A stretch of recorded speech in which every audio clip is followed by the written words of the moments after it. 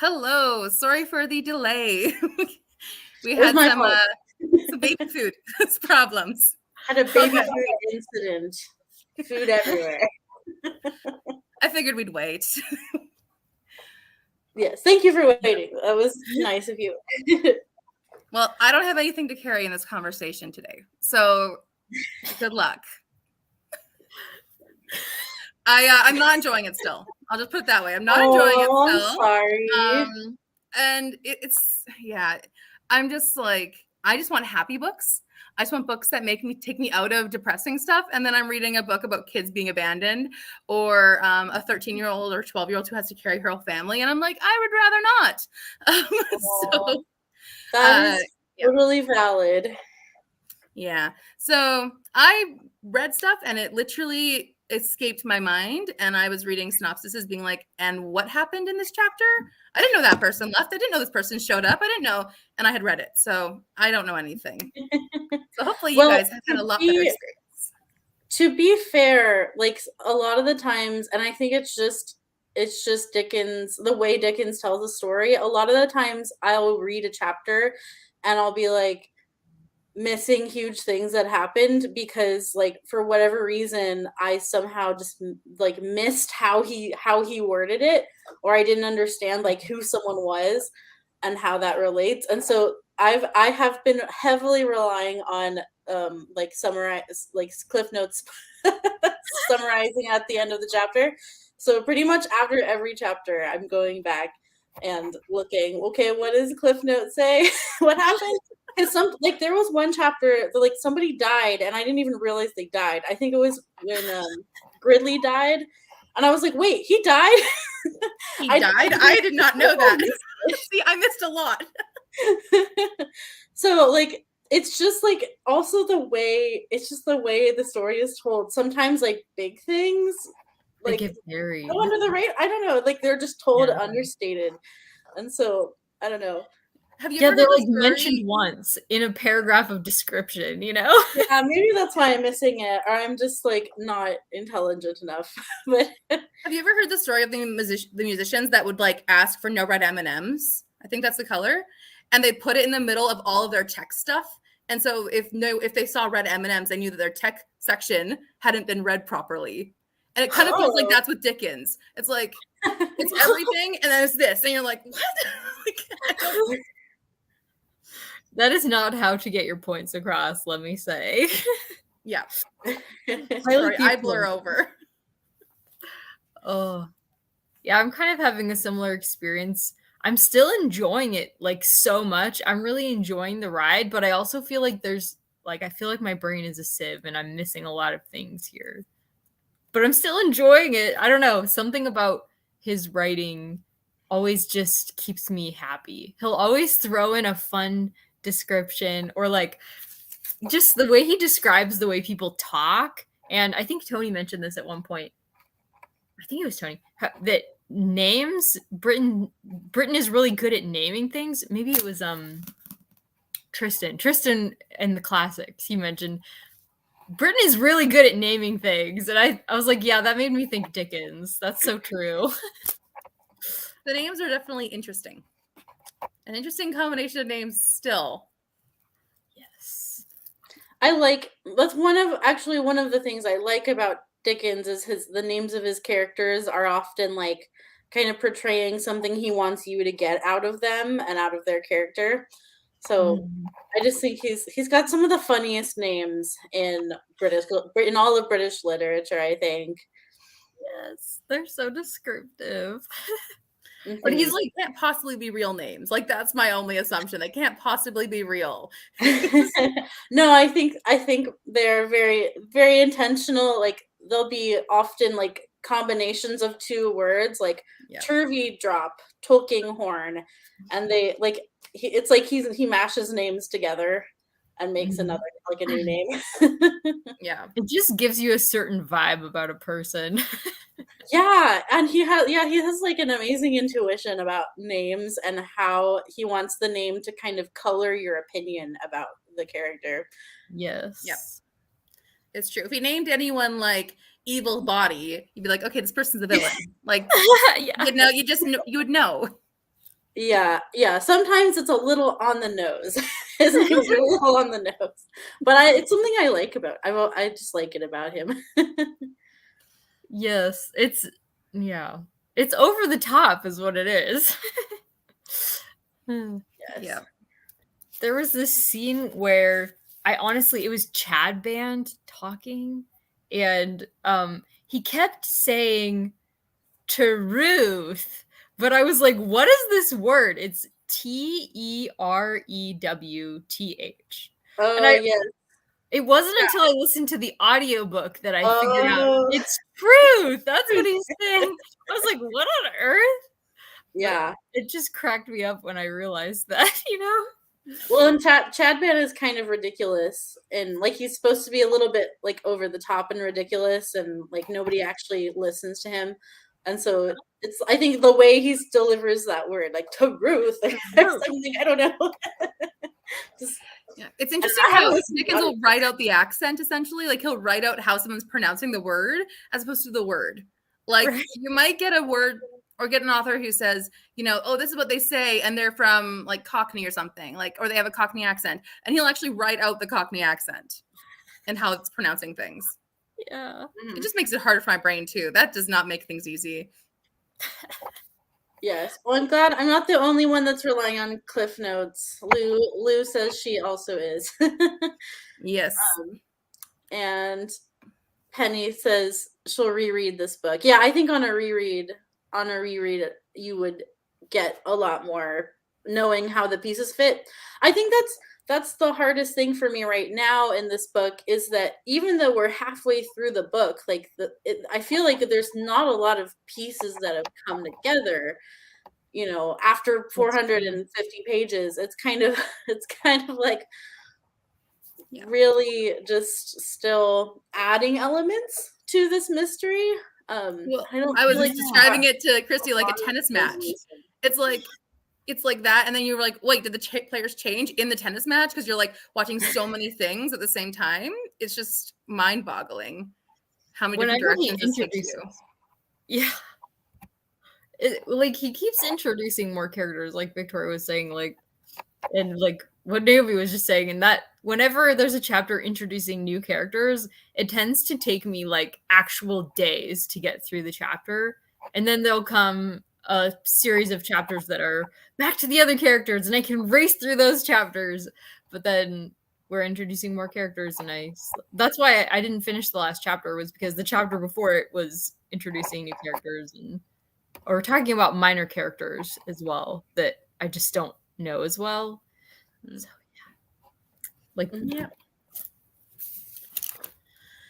so much. Yes, a lot of going on. A lot of exposition still, definitely. So I think that's what makes David's. I love this. Yeah, whoever's sneaking around the background, they won't be so sneaky for us, the reader. Mm-hmm. But it's like no one in the book catches on that the names are bad, or the names are telling of people. It's like, it's kind of so ridiculous where it's like, oh, this person's named Skimpole, so he's like skimpy on money, and he's like, and whatever else, and no one catches on. Everyone else is like the same for every name. Yeah. Only we notice. Oh, Lou, I think. I was just gonna pull up some comments of what people were saying. So let us know what you're thinking so far. Yeah. What do you mean, Penny? That could be an interesting twist on it. I don't know who it could be though. Yes. If you have, I want to hear Penny theories. Yes. Yes. Yeah. And then there's still a lot of explanation and all the explaining and everything else going on. Mm-hmm. Mm-hmm.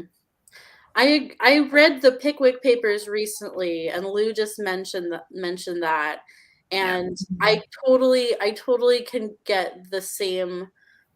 I understand what she's saying, even though the Pickwick Papers is completely different in tone. I can see Well, and that's what I didn't realize is Bleak House serialized, because the Pickwick Papers definitely Yeah. was, and it feels that way because it feels episodic. And I wouldn't say Bleak House feels episodic to me at this point. Like, it is an overarching story, but like the Pickwick Papers, I can definitely see the comparison there. Yeah. I haven't read it. I own it, and if it's the same, I'm gonna unhaul it because I am not enjoying this. It's fine. I am actually really glad I'm actually finishing a Dickens in a long time, but yeah, we're just gonna The get rid of Pickwick that if that's the case. Papers, I could only do Pickwick Papers on audio. And actually it works well on audio because there's a lot of humor. I found reading the humor, I didn't always get it, but if I heard the delivery of the humor, it made more sense. So that was just me. So it could be different for others. I do like classics on audio, but I haven't read Dickens on audio aside from like A Christmas Carol. So we'll see. Yeah. Well, apparently it's funny, right? It is. It was funny too. I couldn't get it on audio. When I was listening to it, the humor just didn't hit for me. I really had to be paying attention and reading it to get the humor, and I just wasn't there at the time. Yeah, we're the exact opposite. Yeah. That's funny. No, the Pickwick Papers it's very funny. There's a lot of really funny moments. It's kind of like a cartoon, like reading it's like reading a comic strip a little bit, is how his characters are a little bit like caricature. And aren't like the game that the Little Women play, the little newspaper game or whatever they have, isn't that based on Pickwick Papers? The which game? Like they pretend that they're these different like Mr. So-and-so, and they make a newsletter or whatever. They have their secret society. Isn't that based on Pickwick Papers? Well, the Pickwick Papers is a fictional. It's a fictional thing. Well, Little Women's also fictional, but it's. I think you're right. Similar. Are the Pickwick Papers in Little Women? Yeah. I've never read Little Women, so I don't know. They do their own like club of. Oh yeah, then it must be based on Dickens. Yeah. I didn't know that. Yeah, that's the only reason I've been keeping it around, being like, well, maybe that'll be good. And if it's not like a mystery like this, then maybe it'd be better, like for me. Right, because you're a mystery reader normally, so this is kind of an. It should be in my wheelhouse. It should be, but it's not. I can understand though if mystery is your normal. Like reading, like that's something that you read regularly. I can understand why this might not work as well for you, because as a mystery, like I find it really interesting, but I don't normally read mysteries. It's just there's not a lot of payoff, I guess, for a mystery reader in this book. Like there's such a long period of putting everything together, but in a mystery, it's usually paced better, to where you're getting more, I guess, revelations. I can see that because, like, I don't read a lot of sci-fi, and then I really enjoyed, like Frankenstein and like Dracula and like those ones, which are classics. And a lot of people who read fantasy and sci-fi are like, "Oh, those are so boring." It's like, but I like them, but it's just like maybe it's just not my typical genre. So I'm more in tune with that than hardcore sci-fi or whatever. Yeah, I think sometimes if we are like really in-depth readers of a certain genre, it comes with certain genre expectations, but a book like this, that it's a classic before it's a mystery, I guess it's not really like our modern mysteries. Yeah, it's true. Yeah, this is where I'm at. Like, I would like another dead body, please, and just like move things along. Yes. Yeah, I feel like the Esther storyline is throwing me off of the mystery. Like, I feel like every time the mystery stuff is happening, Esther stuff comes in, and I'm like, it's good, but it throws me off. So then I'm totally disconnected, and it's not making sense. Yeah, I always am like, I want to just keep furthering the mystery. So whenever we go back to Esther, I'm kind of like, okay. I think I've discovered why I find Esther a little bit dull. I think it's honestly because none of the problems are her problems as the narrator. It's always like her being kind of disconnected and above the fray, so to speak, versus a character like Fanny of Mansfield Park, who also is wise and quiet, but I just feel like with Fanny, she had so many difficulties that she was facing that it showed her character, versus Esther just kind of, I guess, living. So to me, there's not a lot of conflict in Esther's narrative to me, and I think that's why I get a little bit bored with her sections. Well, things happen to Esther, like she was proposed to, like things have happened to Esther. Was? But I think, yeah, Mr. Yeah, that was last section. Mr. Guppy proposes to her, and she turns. Oh, that's right. Right. But like, I think you're right in that she is sort of the fly on the wall in the situations, and I think that's probably just how she functions right now as a narrator kind of voice. So that's an astute observation of Esther. Esther's just kind of saying what other people are doing. But yeah, we don't get a lot of like, what does Esther think about that? It's more like she often kind of conveys what she thinks, but it's just not very personal, I guess. Like she's narrating this story that's becoming gradually worse and worse of her cousins being in love. Yeah, she's the storyteller, but it's a step removed from the story to me, I guess. She's kind of like the all-knowing narrator in some regards. Yeah. Which is just like strange because she's a character, but she's also the all-knowing narrator at points. And it's just like, you can't have it both ways. You can't be both in the same, at least to me. But yeah, I don't know. She's not as interesting for me. Yeah.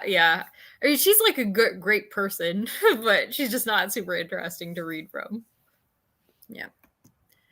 What about this? I had not, but I also wasn't in taking information. So did either of you notice any similarities between Richard Skimpole and Gridley? I see Richard and Skimpole. I can see that one. I'm curious how Gridley would be tied, because I can't remember much about him right now. But I can see that's very interesting, Carmen. I can see Richard and Skimpole and how they deal with money. I think we're seeing Richard be much more of a mooch off of society, and we're learning that he's borrowed money from, who was it? It was in a recent chapter, he borrowed money from someone. Was it Smallweed? Yes, it was Smallweed. And that he's very flighty. He's kind of a flighty character who can't land on a career, and he can't commit to anything. And yeah, I can definitely see Skimpole and Richard have very similar characteristics. Skimpole's more frustrating because I don't know, they're both frustrating though. But Skimpole is like a young Skimpole? Naive, but like he pretends to be naive. Yeah. I'm curious about Gridley though, if Carmen has thoughts on how he is sharing characteristics. Yes, please share thoughts. Yeah, it's interesting how certain men are portrayed in this and certain women are portrayed in this. I have noticed that like the men tend to be either like too quiet or too lazy, or like they're never the hard workers, and then the women are like the hardworking and the like faithful, or the work, like the dedicated and the responsible. It kind of feels like it's switched on its head in certain characteristics. I'm like, it's not all across the board, obviously, but yeah, there's some very, I am noticing that there's some very despicable women. There are. But yeah. I would even argue, like, I know Mrs. Jellyby is not a great person, but she is still hardworking. She is still dedicated, whereas her husband is like silent and lets her get away with everything, which is like showing like she's not being a good wife, but also like he's just letting her do whatever she wants with all the money that they don't have anymore. So it's kind of like he's too quiet and too lazy, or not too lazy, but too quiet and too submissive. And his wife is just like, she's doing what she wants, which is she's still not like, she's not staying at home and doing nothing. But that's a good observation. I mean, I'm not saying she's a good person, but you know. Yeah, no, she neglects her children, so Yeah. she's quite bad. But that's an interesting observation about like they enable each other with their foils. Yes. Ooh, yeah, that's a good way to put it. You can see why They Caddy don't- wants to get out, right? You can see why the oldest daughter just wants to leave that house. Yes. And I'm happy for her, although she is kind of I don't know how I feel about the father also a mooch. Another mooch. Lazy, yeah. What's his I name? think Is that Turvy Drop? Yeah. Yeah, I Yes. think that's The 'cause gentleman. father and the son, Prince. That's Mr. Turvy Drop. So Caddy's marrying his son, Yeah. and he is going to benefit from that basically because he's just going to live with them and take their money. They're going to support him. Yeah. Another example of a lazy, complacent male figure that obviously Dickens had opinions about that quality in a man. Or the family structure or whatever he's trying to portray here. Yeah. All right, let's see some of these theories. Skimpole and Richard are man children. Everyone has to clean up their messes. Yep, For sure. I think that's very valid. And then Carmen's about Gridley. Anger and the frustration. Yeah, I can see that with Richard a little. Oh. I feel like Gridley was just introduced, wasn't he? Like just a few chapters ago? Or am I completely missing his presence before? He's come up a couple times, but definitely in a minor character way. Okay. There's just so many characters. I feel like if there's a character list, it would be like 5 pages long. I was trying to look up character lists, but they kept spoiling me, so I stopped doing it. Oh yeah. Like, they start off with like the main point of this person in the story, which we're only halfway through, so we don't always know why they're there yet. But that's what the descriptions always start off with. Yeah, I'll be like the villain of the story, and you're like, I don't know that yet. Exactly. So I stopped looking it up, but yeah. Oh yeah, I like Penny's comment here. Yeah. Okay, so that's what you meant about someone pulling the strings. Yeah, Tulkinghorn he's still like trying to get in the business and get into people's business and figure things out. And then Joe, what we learned that Joe is Snagsby's son. Yes. So I guess there are revelations coming. There are frequently revelations, I guess I would say. I was wrong to say that the pacing of the revelations is off. But there's just it's so gigantic, I guess, that it feels like we're not learning much. Well, it also is like, I don't know. So like this lady who paid Joe to show her everything. It's like, what is her role in all of this? Like we know that she's Lady, can't remember her last name now, but we know that she's that lady. And Lady like Deadlock. what is she supposed to Deadlock? So that's her. But how is she supposed to be impacting all of this story? Like, why is she so invested? And like, I wonder about her. And then it's like, we never get to her. So I'm kind of just getting bored of waiting, to be honest.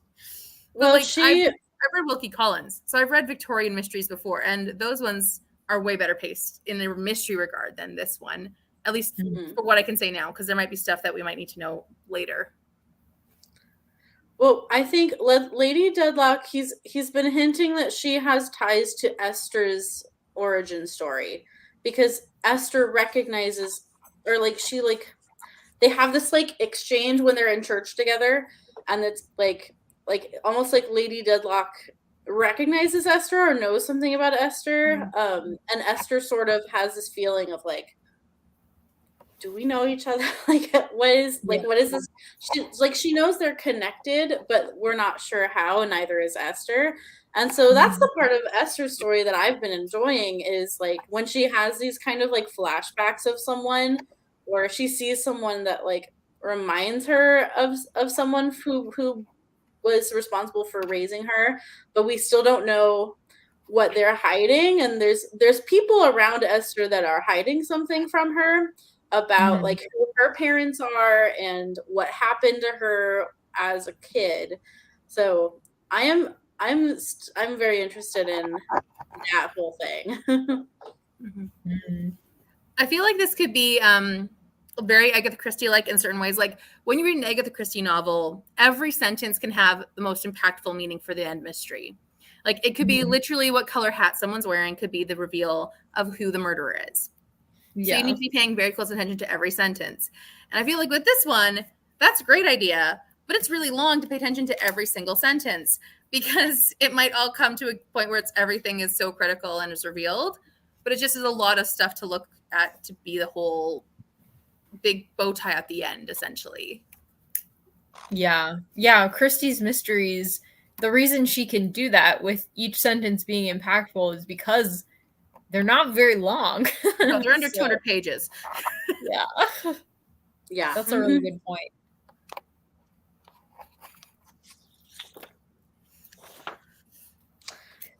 What do you guys think about the small weeds? Like, what is their role in all this? Because I don't know why they're there.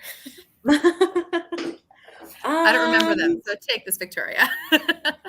Well, I know the small weeds are tied to Richard now because Richard has borrowed money from them. So the small weeds obviously have money. I think they're a family with money then.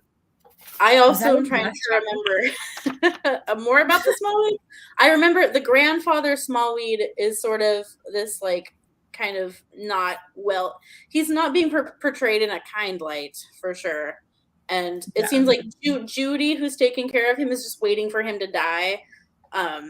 Like she does not like her grandfather. Are those the ones who are like super hardworking and don't care about each other really?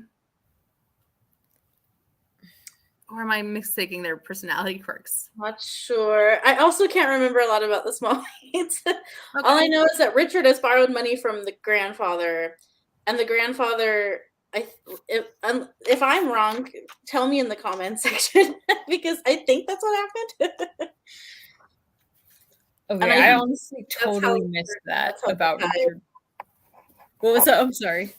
Well, that was something I only figured out from the Cliff Notes actually, because they come in and talk about like, oh, this guy borrowed money from me, but they don't say Richard, and so I had to go like the Cliff Notes say it's Richard who borrowed money, but the chapter doesn't even have it, like does not mention Richard's name. So I was like, what? Oh my gosh! It was a recent chapter, like 26, 27 or something like that. Okay. Well, that explains how I missed it. I never would have put that together. I wouldn't have either. I had again, thank you, internet. Yes. Smallweeds are connected to Tulkinghorn. Okay. Maybe they're like money lenders or something, and that's where Tulkinghorn's getting or trying to build on or something. I don't know. Ooh, okay. That's just a theory. Yeah. Okay. Okay, so they know Tulkinghorn in some way that I don't remember. Okay. My goodness. This is why these discussions are important. I will say this. I don't love reading this book, but I love talking about it with everybody. Like that is... Yeah. It helps.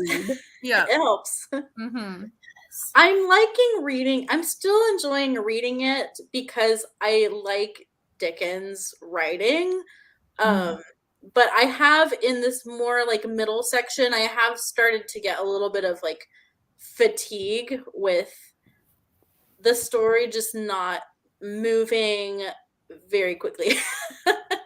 I'm only getting a little bit fatigued, but I would say I'm still enjoying it, and it could be my favorite Dickens of all time if it wraps up really well.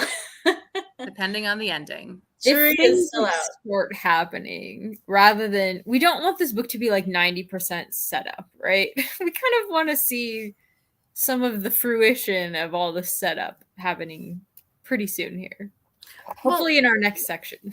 Hopefully. I remember like with Lamaz, we were all like, wow, what boring sections, but at least stuff happened in the other sections, right? Yeah. And so this one just feels like it's all building up and there's nothing happening. Like there's very little plot so far. Yes. Mm-hmm. Paul has a thought about That's right. the That's small right. weeds and Tulkinghorn. That's right. Or, yeah, they come in. They come in to their the Smallweed family, or the grandfather was like the middleman working for Tulkinghorn. He was trying to get the letter for Tulkinghorn, I think, so that because Tulkinghorn has the paper, the handwriting that he stole from Nemo's room, I think, and they want to compare it with the handwriting of this Captain Hawden, and I'm thinking they're the same person. They're trying to figure out if Captain Hawden and Nemo were the same person. I think that's what's happening.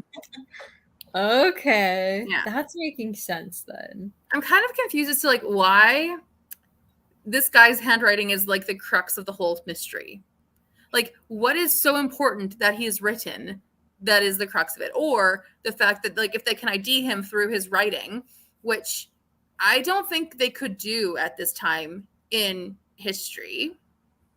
That's like, why they want to compare. That's why they want to compare samples. Like, I remember this true crime story from, I think it was Victorian era, where this woman claimed to be a battered wife. So she killed her husband, and they found his diary with all of these, like, ways that he had hurt his wife and everything. Decades later, they found out that it was actually her writing, and she just killed him. What? And so they did not have handprint analysis and all. Like, they couldn't prove. They just thought he had been a horrible husband and abusive. And then years later, they were able to actually analyze the handwriting. So, I mean, this is coming from a very future perspective, but maybe they can compare and be like, hey, that's similar. But it also is kind of like, that's not working for me. Well, I think maybe the frustration where that's at the root of that is that we don't know who Nemo is still, and why people care about him.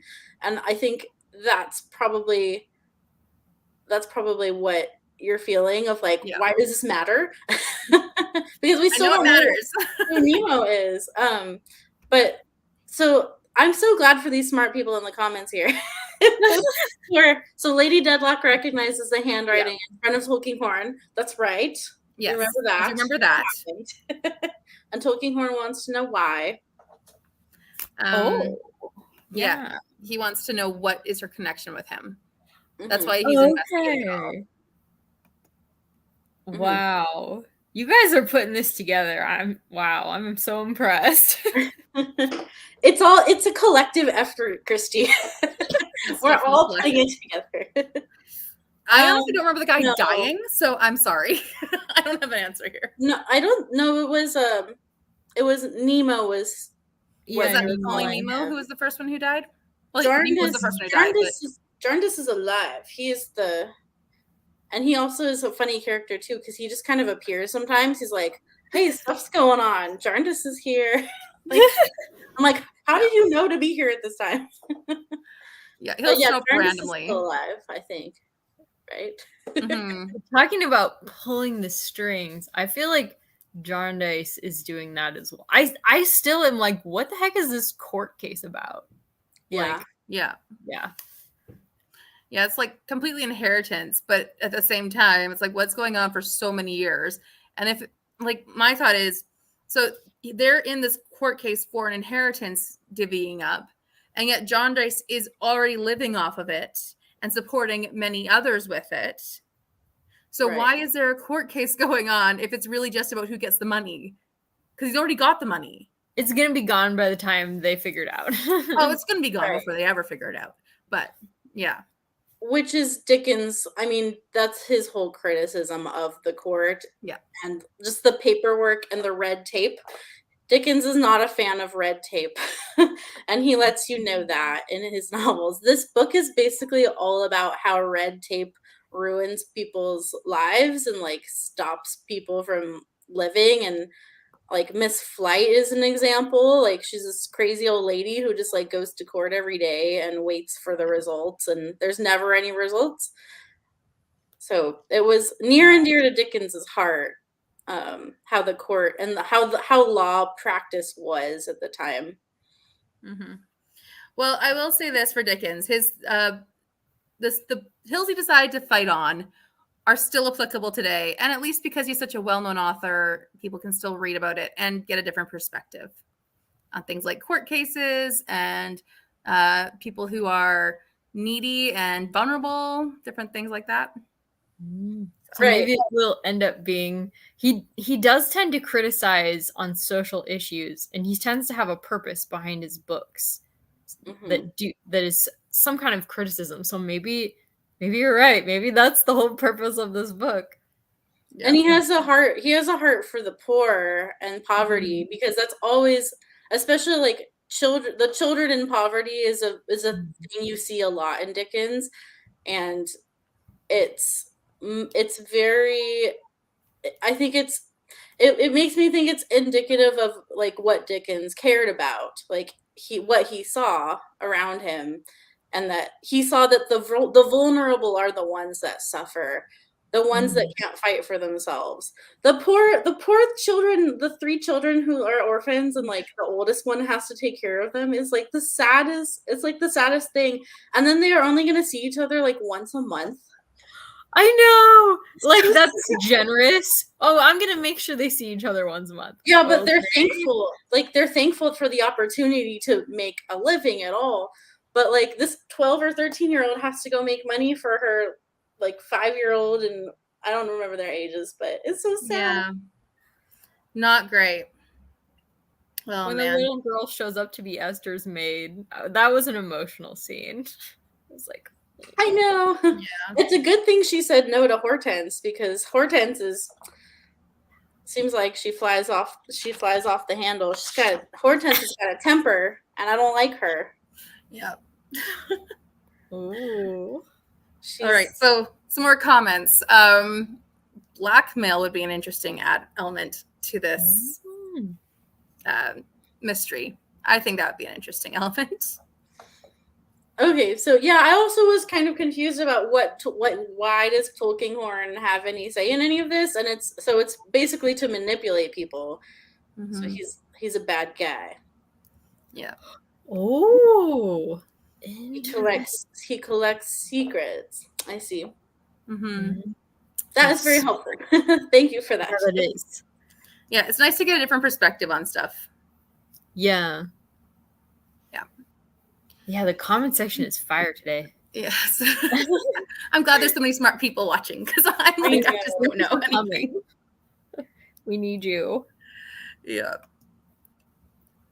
So much. I agree, Tony, for sure, about being the most melodramatic political writer. Yeah, totally. Yeah.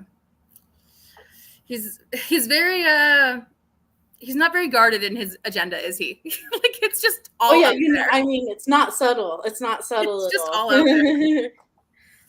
Yeah. Well, it's what he cared about. Yeah. That's a lot more work than I would have done, Tony. So I'm glad for you. Wow. Oh, cool. That's awesome. Yeah. That is cool. Well, I genuinely don't remember anything else that's happened in this section. So if you guys have anything else you want to add, or any other people who want to leave a comment so we can discuss that too. I have a question. Does anyone have a favorite moment in the book so far? Favorite people, favorite moments, favorite characters?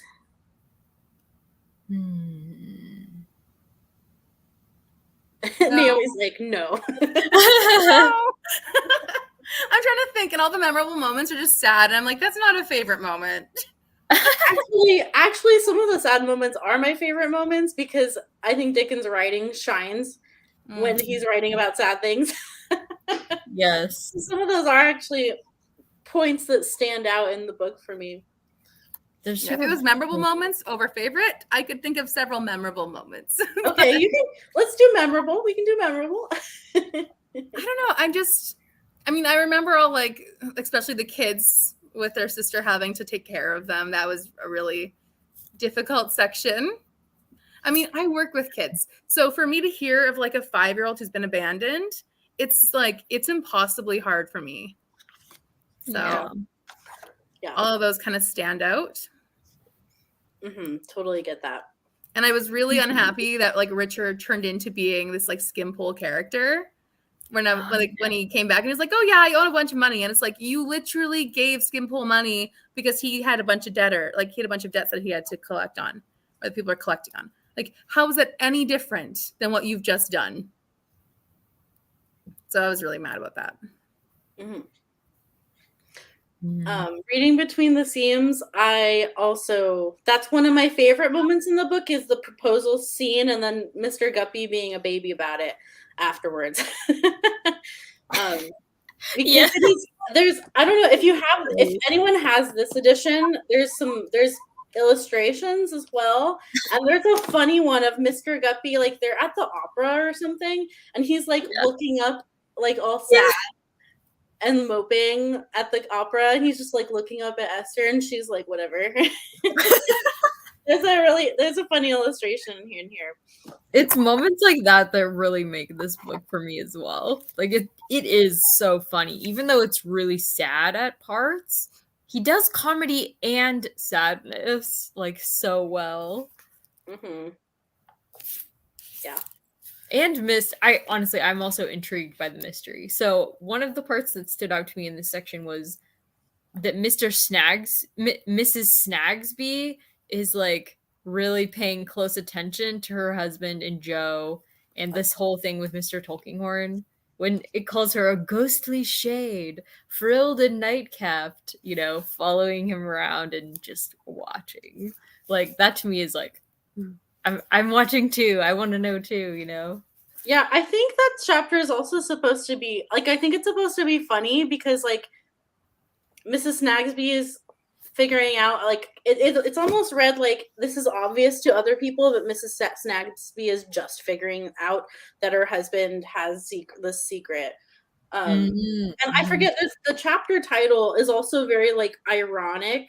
Oh, Mrs. Snagsby Sees It All is the chapter title, which to me sounded a little bit snarky, I don't know if anybody else got that. But she seemed like it was supposed to kind of be... In other words, she's not seeing it all. Right, exactly. Yeah. But she sure thinks she is. Yeah. Well, I know you guys were watching for quotes. Do you guys have any quotes that you loved? I'm looking back over my notes here. Yeah, see if there's anything else. My notes. I didn't write as many quotes down at this part because I was just trying to follow what's going on. Yeah.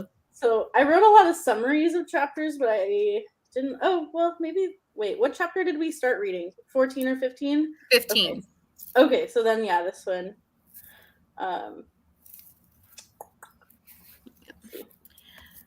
The scene where Lou says it cracks me up that a character named Miss Flight has caged birds. I didn't know that part. I feel really silly that I didn't notice that either. Very good. But you were absolutely right. And she's caged as well, right? Going to court every day and going home. Like, it's very interesting. The names, right? Mm-hmm. Yeah. There was some good nature writing in this section. And so I think I have a quote about, it was some nature writing.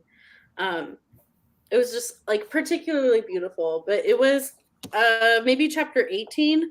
And it was grand to see how the wind awoke and bent the trees and drove the rain before it like a cloud of smoke, and to hear the solemn thunder and to see the lightning, and while thinking with awe of the tremendous powers by which our little lives are encompassed, to consider how beneficent they are, and how upon the smallest flower and leaf there was already a freshness poured from all the seeming rage, which seemed to make creation new again. I thought that was a really beautiful paragraph. Yes. He does have a way to write. Yes, he does. That was great. It was page 296 in my edition. Many different editions out there.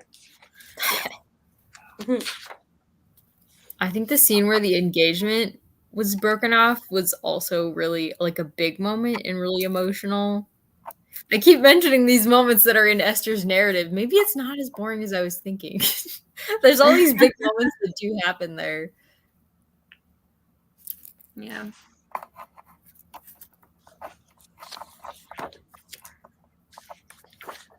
Well, our predictions from last week clearly were wrong, I think. I don't remember what they were. What did we? I don't remember what we said. What did we say? You were like, they're going to be married and have financial difficulties, I think, or something, because we were going to jump.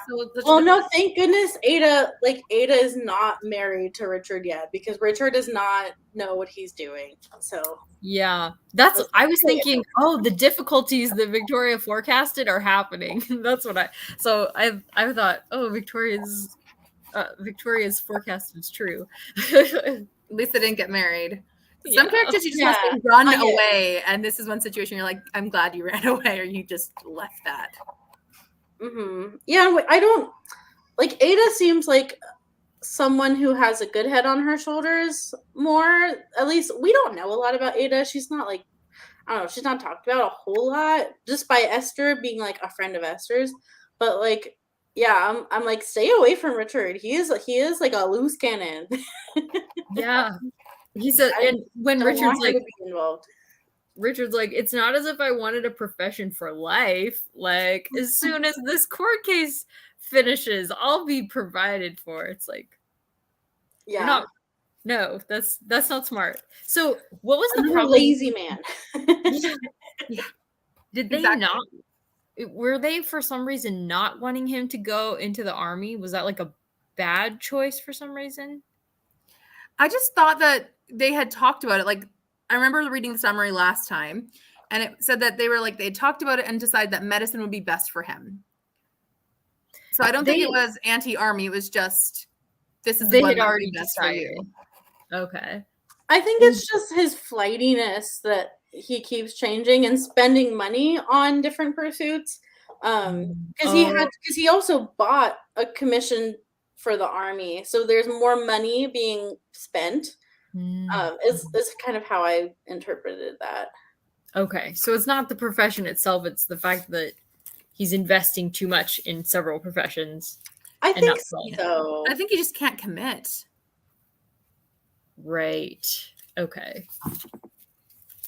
And there was a link drawn between Richard and Mrs. Flight.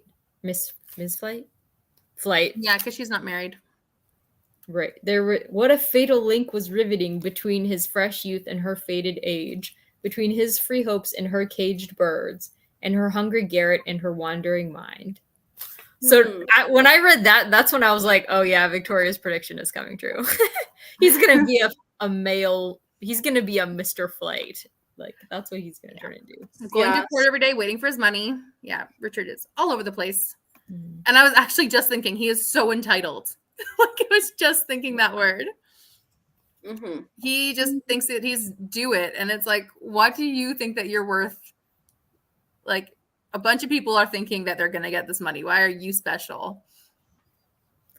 Yeah, and it's like, sometimes work isn't fun. You just have to apply yourself to what comes your way. Like, yeah. And he's just really not doing that. Once he loses interest, he doesn't apply himself anymore. Yeah, he's on a slippery slope. He's on a path to ruin if he doesn't get his act together and just commit to something.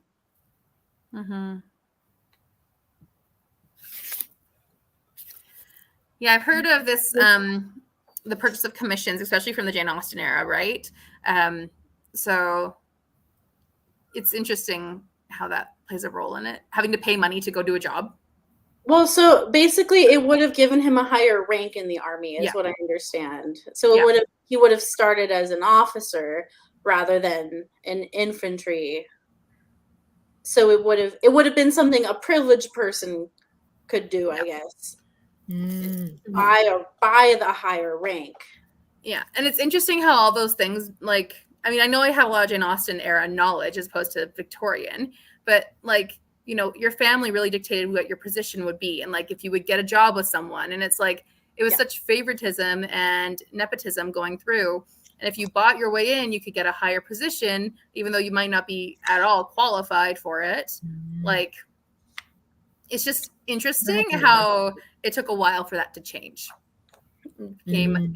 I mean, it still can be that way, but at the same time, it can be a little bit better about that in the world.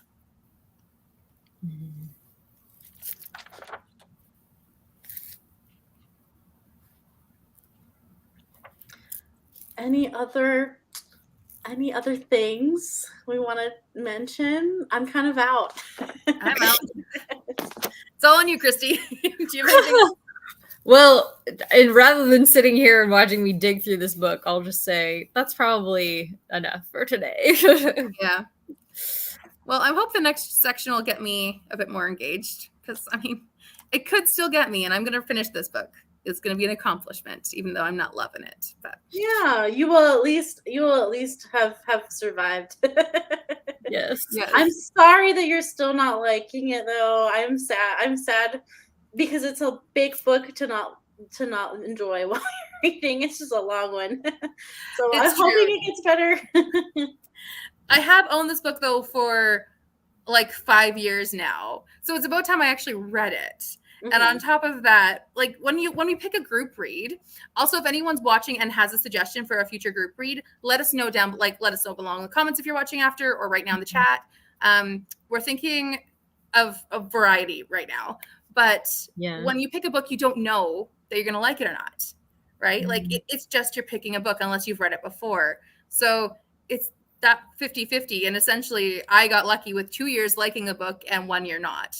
So you know, that's a pretty good going rate. Like 1/3 is not great.